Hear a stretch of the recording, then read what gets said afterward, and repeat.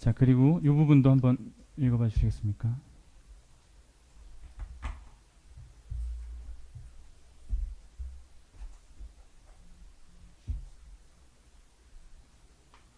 네, 탄핵 심판과 형사 재판을 기다리고 있다는 맞습니다. 내용이고요. 네. 예, 그리고 재판관들의 판단을 기다리고 있다는 내용 이렇게 말씀하신 것도 맞으시죠? 예. 그리고 한동훈 전 대표에 관해서 이런 식으로 답변하신 적이 있으시고요.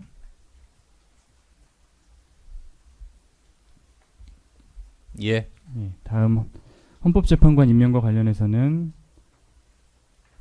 이와 같이 답변한 사실이 있으신가요?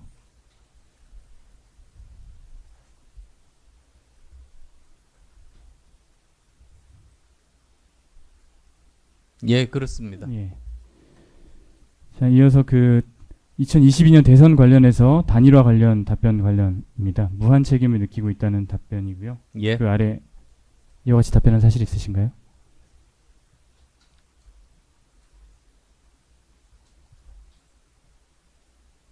맞습니다. 네. 그리고 이 아랫부분도 한 번만 확인 부탁드립니다.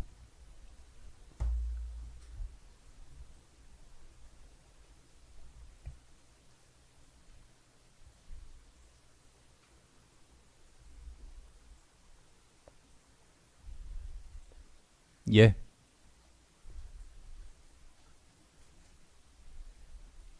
이 부분도요.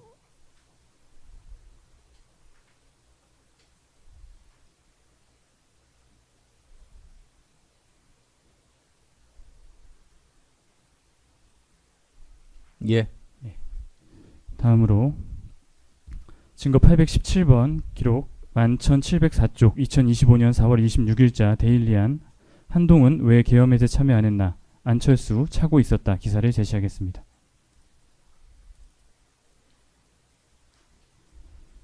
자, 증인 2025년 4월 26일 국민의힘 대선 후보 경선 토론회에 참석하신 적 있으시죠? 예. 당시에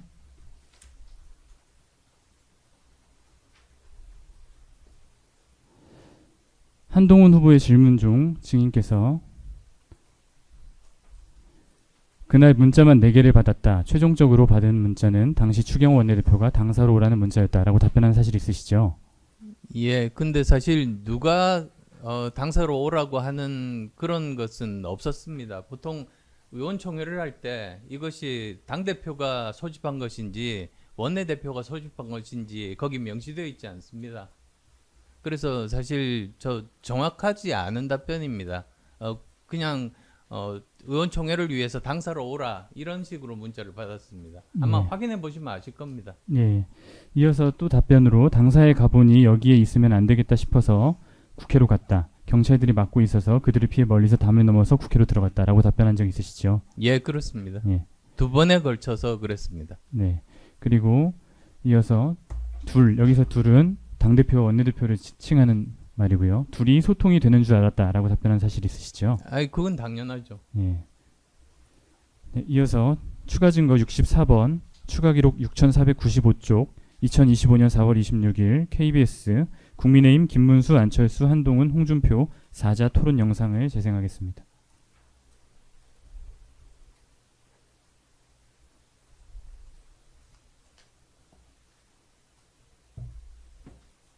저는 그날 좀 의아했어요.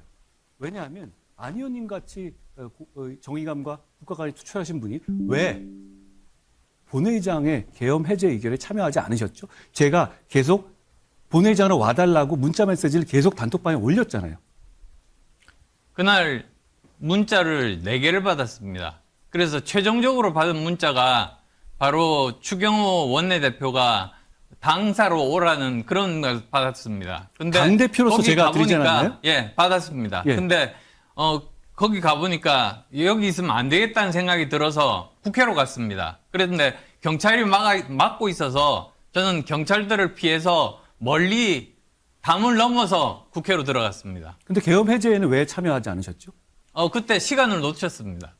자, 후보님 입장에서는 계엄 해제가 맞다고 판단하신 거잖아요. 그렇죠? 그렇습니다. 그러면은 계엄 해제를 할 수 있는 것은 계엄 해제 결의를 할 수 있는 건 국회뿐인데, 그리고 당시 당대표였던 제가 절절하게 계속 한 분이라도 더 무슨 수를 써서라도 담을 넘어서라도 본회의장으로 와달라고 요청을 했었습니다. 그런데 왜 추경호 원내대표가 당대표로 당사로 오라는 말을 따르시고 제가 말씀드린 본회의장으로 오라는 말씀을 따르시지 않았죠? 저는 두 분끼리 서로 소통이 되는 줄로 알고 거기에 있던 의원들도 다 마찬가지였습니다. 안 의원님, 안 후보님. 그런데 이건 그냥 소통의 문제가 아니라 해제를 하려면 본회의장에 와야 되는 거 아닙니까?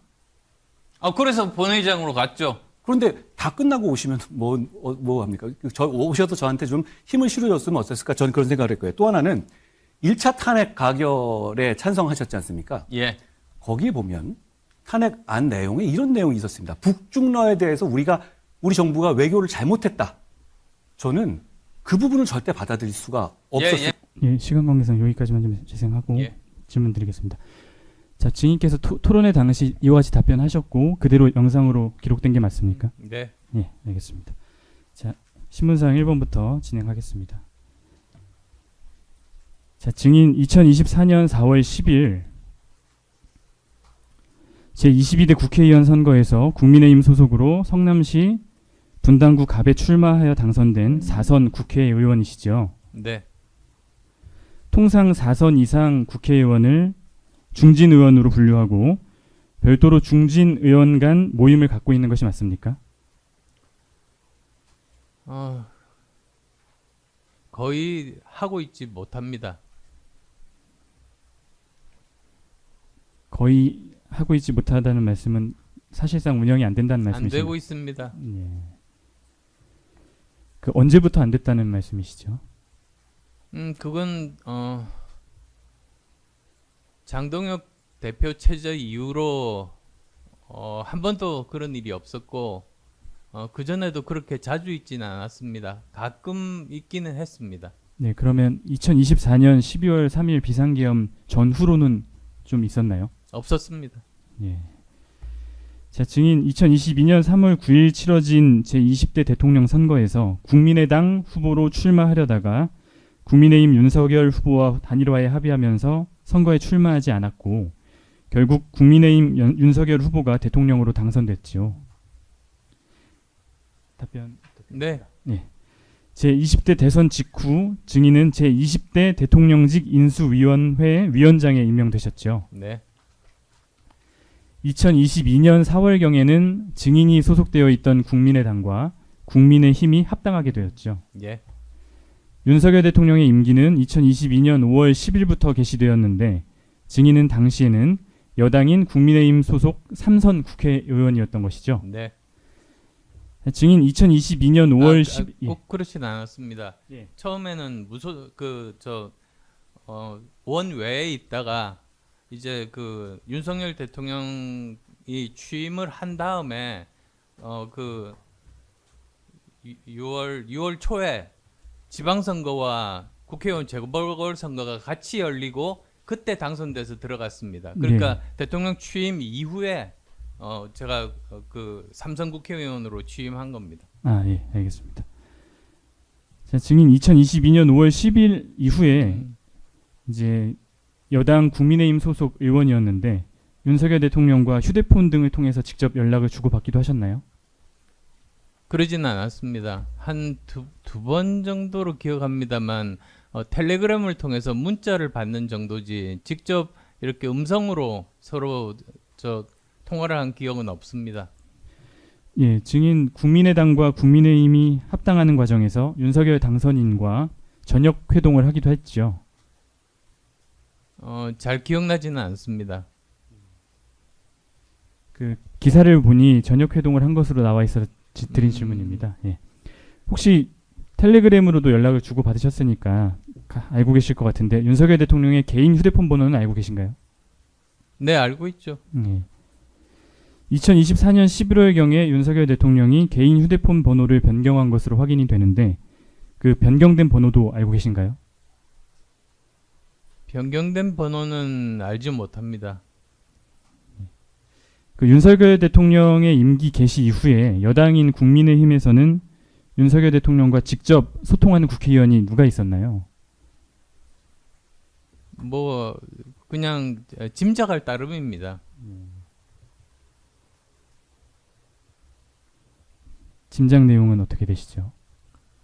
뭐 저 소위 저 일반인들 표현에 의하면 뭐 친윤계 의원들이라고 하는 뭐 그분들과 주로 통화들을 많이 했었습니다. 2024년 4월 10일 제22대 총선이 치러지고 나서 2024년 5월 9일경 피고인 추경호 원내대표를 말합니다. 피고인이 국민의힘 원내대표로 선출되었죠. 네. 네. 자, 국민의힘 소속 중진 국회의원인 김태호 의원께서는 원내대표는 여당과 대통령실의 소통 창구입니다. 추경호 원내대표가 대통령실의 입장을 소속 의원들에게 전달하고 당 입장을 대통령실에 전달하였습니다. 라고 진술을 하셨습니다. 이게 맞는 말씀입니까? 예, 예. 자, 증인께서는 피고인이 원내대표로 선출되고 나서 어떤 방식으로 윤석열 대통령을 포함한 대통령실 관계자들과 소통했는지 알고 계십니까? 저는 모릅니다. 구태여 제가 뭐 그것에 대해서 물어본 적이 없습니다. 네. 그러면 원내대표였던 피고인은 어떤 방식으로 대통령실의 입장을 국민의힘 의원들에게 전파를 하셨는지 알고 계십니까? 의원총회 때 뭐 이야기들을 가끔씩 했던 걸로 기억합니다. 의원총회 외에 다른 뭐 대화 자리나 모임 같은 데서는 따로 전달한 적은 기억은 안 나시나요? 따로 그렇게 저 뭐 중진 의원 예를 들면 중진 의원 모임을 한다든지 뭐 그런 일들은 그렇게 많지 않았습니다. 네. 그리고 뭐 거기서 대통령님의 의중에 대해서 이야기하기보다는 오히려 당 현안에 대해서 이야기를 하는 그런 자리였죠. 네, 알겠습니다. 자, 김용현이 국방부 장관 후보자로 지명된 2024년 8월경부터 민주당에서는 윤석열 대통령이 계엄을 준비하고 있다는 의혹을 제기하였는데 이런 사실 알고 계십니까? 저는 전혀 몰랐습니다. 다만 저 김민석 저 전 총리가 한두 번 그때 여름 정도였던 걸로 기억하는데요. 그때 그런 계엄에 대한 가능성 이야기를 한 기사를 접하고는 너무나 황당한 이야기라고 저는 생각했습니다. 있을 수 없는 이야기라고 그때는 생각했습니다. 네, 그러니까 김민석 의원을 비롯해서 민주당 측에서는 계엄 관련된 얘기를 하고 있다는 것은 그 당시에 인식은 하셨던 거네요. 기사를 통해서. 예, 한두 번 봤고 그건 있을 수 없는 일이다. 이런 일이 일어나지 않을 거라고 저는 생각했습니다. 예.